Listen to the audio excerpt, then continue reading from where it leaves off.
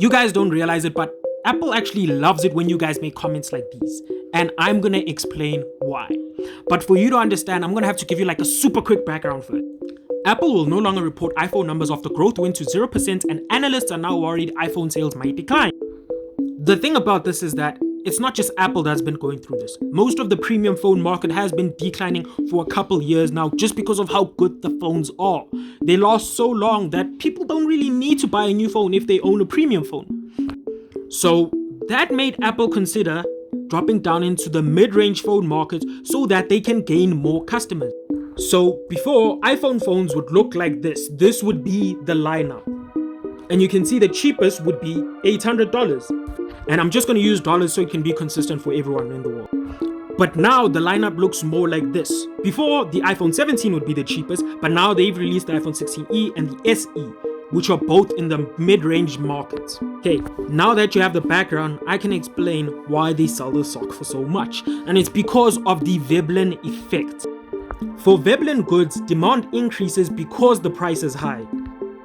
And people buy them because they signal status, not because of their practical value. The main point of Veblen goods is to make people feel like they're part of an elite club. They feel like, ooh, I can afford this thing that other people can't.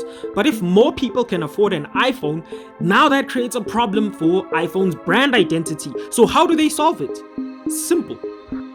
By selling a sock for $230. And like we discussed in the Veblen effect, no one is gonna buy this from a practicality standpoint.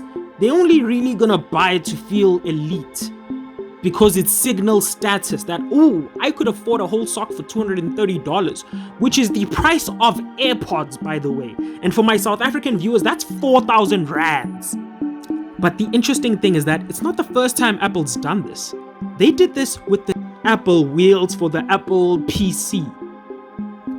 And just like now, a lot of people complained back then as well, because it's not practical, but it signals status, which helps Apple get their brand back up and helps them counteract the fact that their prices are dropping from their phones. So every time you guys make comments like these, you guys are actually pushing the Veblen effect.